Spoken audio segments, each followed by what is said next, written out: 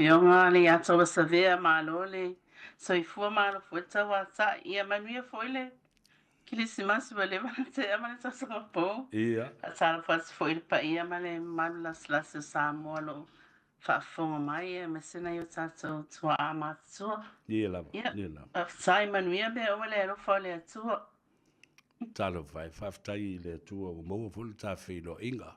Sa o whaitau I lau I meli oka oka. Ia le oa ma le mātango fie o mea sa o maua mai ai. Awa o lea tātou te ngāru lue whatasi ma le tōtele o service providers. sa O le le whelandron wa I fo I lao le tāpolo kalame. Lea taimi ma lea taimi. O le au mai o I lātou ia. Nisi e ngāru lue I le uni a le E2. O nisi ngā lulue I le Healthline, o nisi o loo ngā lulue I le uni leo loo whai ai ia le ngā luenga leo. Whale o tangata mātutua. Ia, ma service providers, ia. La asa o talutalunga ia. O le mela leo ua, o whapea la tāta la noa ma tā whasoa iai. Ina ia iai ase tā mālo fo I lea vai aso, ma lea vai aso. Ona tu watu wai lea o le taimi ia te oe. Pē te awhio mai I le whaatasi I le whaalua vai aso. Ia ai o le au mai lava. Ia lisi o I lātou. E mwhaiuna o wala au iai ma tala noa iai. E mwhai ei ona. Ia, amata mai le mental health. Tasi le lava e ngata ua tele. O tele o toi loa le taimi nei po ai seisi sa mboa o lo o ngadue ai I le taimi le nei I le whaalapuputonga le nā o le ngase o le mawhauwhau. Ia, o nisi fo I o tangata o no whanga ia the elderly homes. Le tā ua le nā. Ai, si sao noa I nisi o fontanga ia wa 40 atu fo I ai lau tō komiti o le uni awai ia ma nisi o mata upo e tau o te tala noi na mole a matanga fo le neitosang.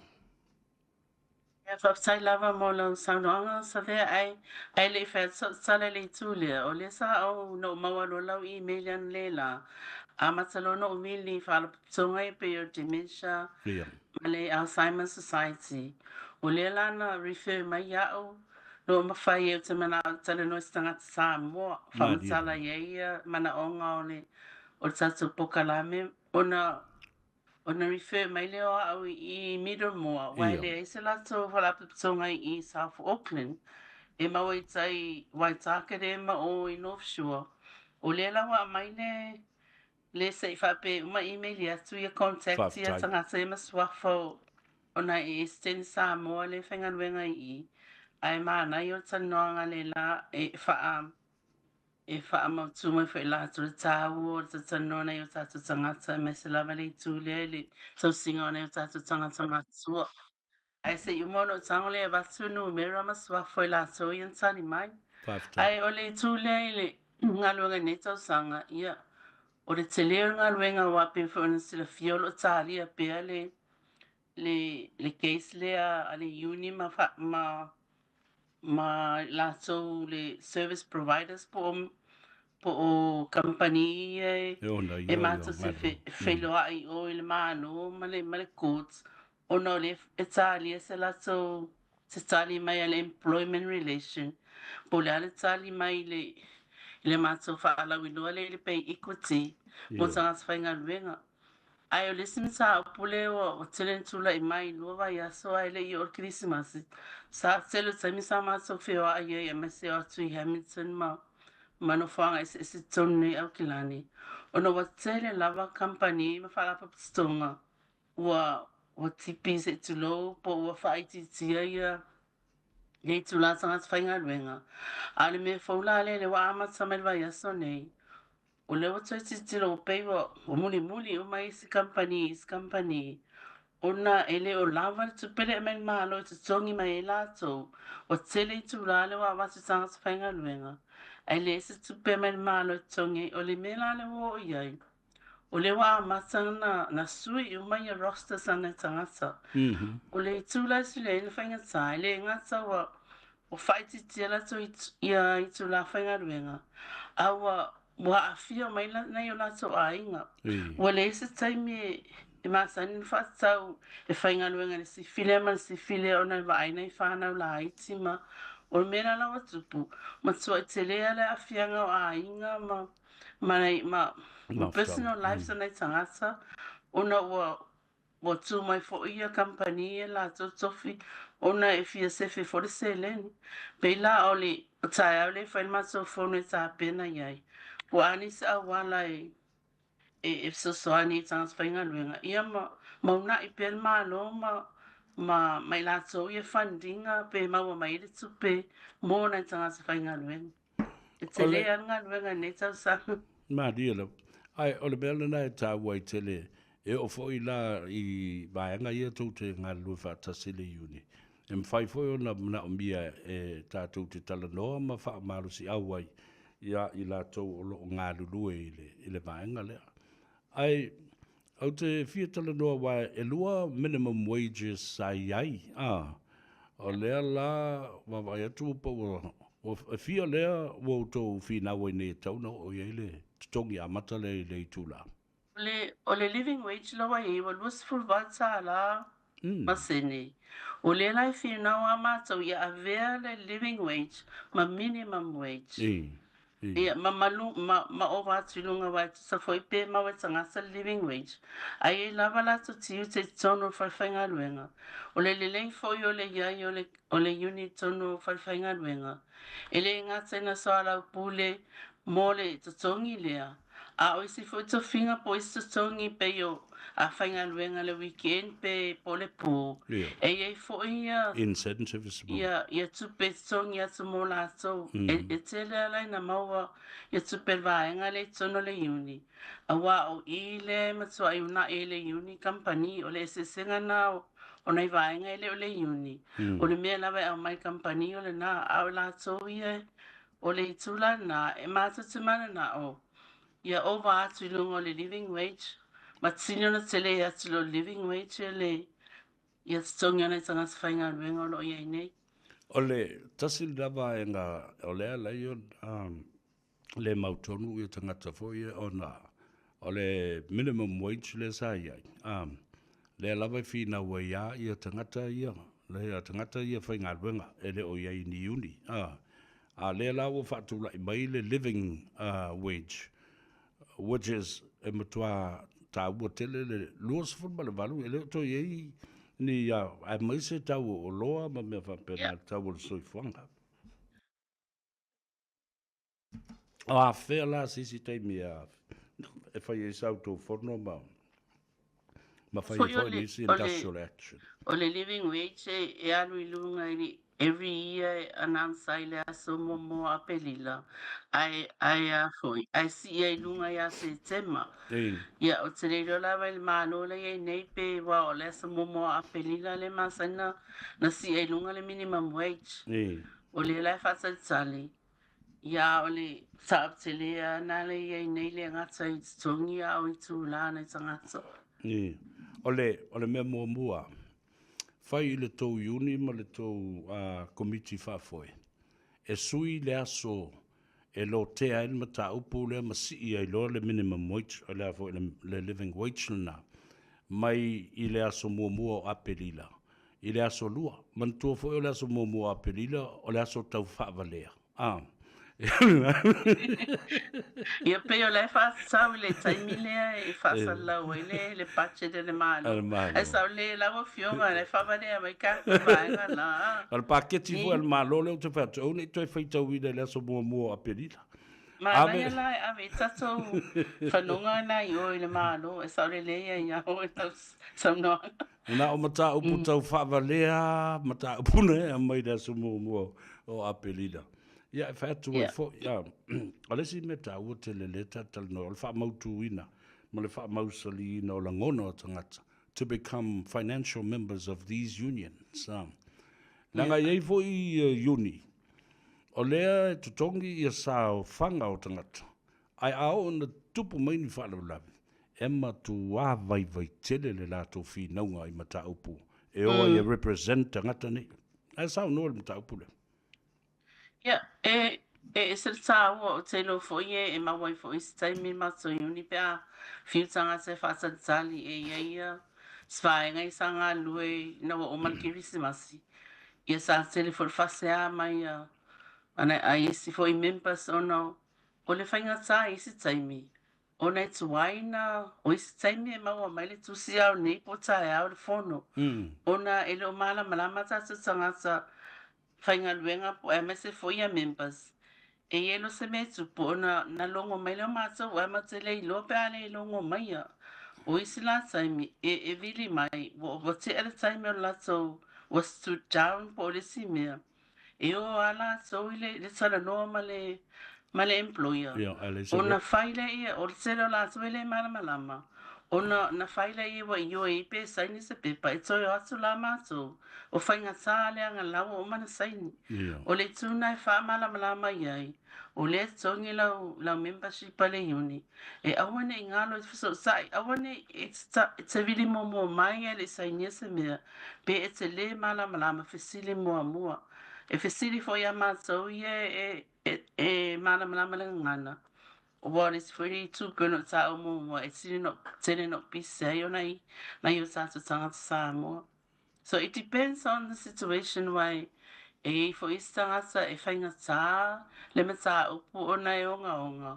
Ai paula le mea o le va ai po ani si awala e so swani e tanga sale ia maua se tupele le mo ia e sa pena i se senanga luenga le taimi me le vane na so enga luenga ia o pe le tuna au tele o lo tele ni sanga so lo ai o te lo ale i cases ia o te fenga ia o ia mama ua ia le tele a fa tai le li e te le la to se le ni mau te le la to so swani ai manesi mea ele ngata le tupe ai awane i lalo lato records ia fianga ina ia wai ai fo ia tu la fono al malo e kavaile area lea pa e confidential ma masaini le ia inga ele i faiana msa kuma natu la fono ma dia la tawul mbele wo ia le tatal nanga awa fina ngone ia utou o uni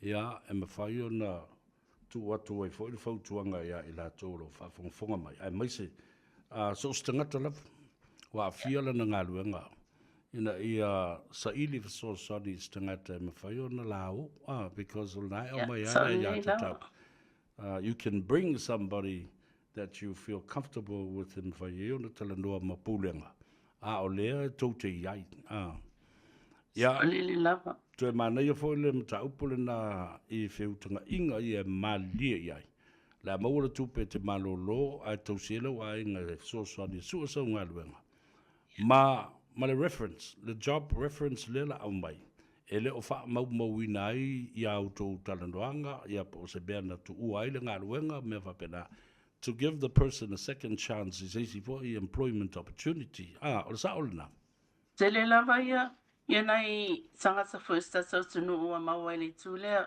e fa pe mai le company ele to mana na ona o loa fires su enga wo fa mau tuina so tula so tu la fono tanga salea ona titilo no le mato e afa pe mai lo le la dismiss po la fatia ona na fa nga lo la section 26 le mano e ma fa na retire ona na resign ai sai ni fe nga inga na ele ma fa ai ona ave se reference le anga ma company pa wal me fa e provided company o le certificate of employment e tawa tuai o le tangata le sa whainga luenga i o la nga luenga le sa whai o le ale umina iai ai a foi ai mau foi la lan tu pepe fa pe fina malosi po e mau o mo foi na annual leaves po all his or her entitlement la iai so e leila ai a foi ai mo tino foi ma so ai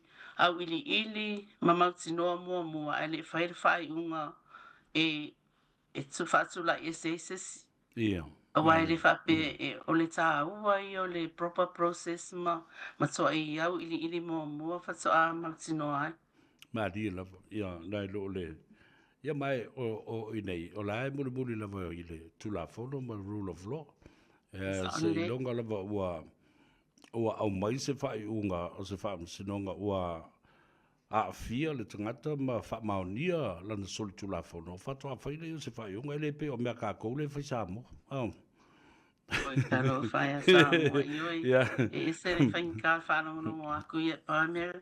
Tato salo le ali e so soan mai a Samoa me se tato ta i matulango lo iai ioi. Ia, lena, le la whaafonga mai le vanga lea, i mea lai tupu Samoa, a le tatalanoa ia i le uni, ia ma whai unga fo e whaia i tangata. A o le i au maia se whai unga ua wha maonia. E sa ole le, ia. Ole e se sengal na, ia I pay, it's the same principle and it's the process that we follow through. Ina ia mauti no ai. O lo pui pui a fo lea ia taul na tangata i lalo le tula whono. Ia ma tau muli muli le rule of law. Le polea lava le se e tā ua i ona whaalorungia le ia tau tangata ia Watselus company o lai se tangata whainga ruenga ai ona le saola to process le masa na malo e masa cases awa o le mea na e tauna anu la le tula whono ia wha mautu wai ma malo i e fo i ia i tangata whainga ruenga mana na ia tā Mandi lava ia ona o le tātaimi, ai o a mai le tāta mā. Ia o lo manu ia whawhitai lava o le tāpena e malanga mai o le Samoa ia e se unisma se o lato ainga i o titilo atua o malolo mai to ina se tilo o fia o atulan whanau. Ia ala e manu ia lava whawhitai le ali. Malo silto in. Talo whai, vai ela utala malia tātele i tau mawai. O le aso na fi na vara umeli tangata ma uwa vai atu i le telefoni. O le o fa le amena tu ele o. O fa pea ele i vidi mo mas tangata i te au le area code lea. Ai te iwa o tali atu na ua fa alo mali tangata. Ai tala no mai. O se te mai ta i tapo sa. E suafa ia Faustina Sua. E nofo le monastery i Liverpool i the United Kingdom. Ia. Wow. Ioe. A fe maila na tala. O lea ua lua nei tau sanga talu o na nofo i o. Ia ele ini Samoa. Ai ile nofo ile si aso ma ki solo la na telefoni ma. Ai tau ele por kalamera nganga i fo faiva. Male tano ava. Ia. Ia, nala, ua whai mana por kalame. Ua pei olona a inga le mapu iai, ai ngā lue foi lai le whale o tangata mātua. Talo whai, ia. Ai whamai o le lato i tu a inga lea, ele o iai ni o lato whale i Samoa. Ai ei o lato whale i nei New Zealand. The elderly home, sa manu o levan apply. Our little sisters of the poor. Masalo se mea whapena. Awa o le telo tau sanga sa o involve vai a o tu lai mai ia. Le sunga ia taasio lo tam. Yeah, so, yeah. Yeah, o YMC na mea ma pese i lea mea ma whaia advertising ma promotions o ma. Aile o stata ka koriko. Ai ona o le dau nau. Ona o le alofa i le soifua matua mo tātou tangata matua. Ia lea lau maliu. Maliu watu mutu malo ia taa sio lo tam. Lo tam. Ia lea lo whaau lava e lo na uso. Ia whapea fo'i le whionga e pestata malangi ia tuala whaimalo Alan Stowers. Ia masione whaletua. Ia mai o le ae mātou te nuti bea i lava. E o mai lava i le asole dei. E o fo'i i samato whale i vai loa i samaitai mātua le tu ainga Maria. Ia e fsasoni atu ai lava le whala tonga le ai. Little sisters. Ei te mo kirisimasi o. So se asustele ai o tui whamanianga i tamaitai sa e se le tau si malo lava mana e tau whala putong. Ia, le nala na whamai e lo ma le tamaitai a Sister Faustina Sua. Ia, o na yaso ia na whaalongolongo mai i le mea lo tupu i Samoa. Ia, e ta talo le tai au, le uli ma le po. Ia lo whangia e le nganga o le tua ia aua le tu la fo i tai o Samoa ma. O whapela tala. Ia, i lea tua whine walwatu nei lona wala aunga na ngaruenga. Ai o lo o tatai mai pea lona langona ma lona nganga. i Samoa. Ma mea lo tupu i Samoa. A wao ngala tato por kalame le tio. Le ngā ngaifo i a whapea fo i a le tano awa. Maisi por kalame ale Radio Samoa. Ua tai to a lua ina o ia o se a inga. E kusara pe le masangi a kakou. Ai fe mai ai o tau loa na o whaalau mai lau numero i lunga lisia so lau por kalame. O tango loa. Tu o ile tusi lalo. Mabala au mai ai. Ia ai tau alunga mai oe ia le tā por kalame le so whaafti tele mo lo sao. O le a tātala noa pea ma whatu na i le tā por kalame ma tā ma lo fo i lea taimi ma lea taimi. Ina ia whelanu lanu wa i le tā por kalame. Mo le anga i lumana i o le neitau sanga fau lua whelus fuma lima. Ia sauno i o le tupaitai.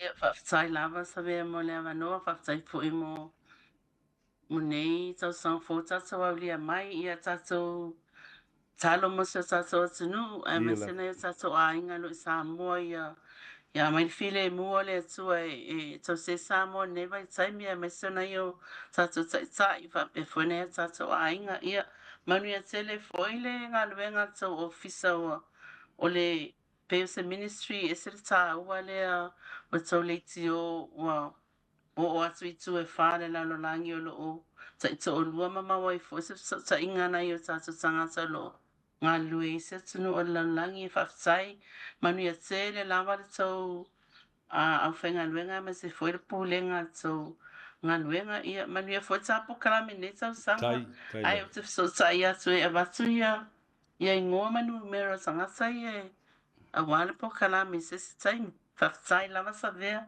manu ia lawa ngā luenga Pafte tele lava sister e te vise Ioane, o le a ta whenua i pea, ai mōle te minei wha soifua ia.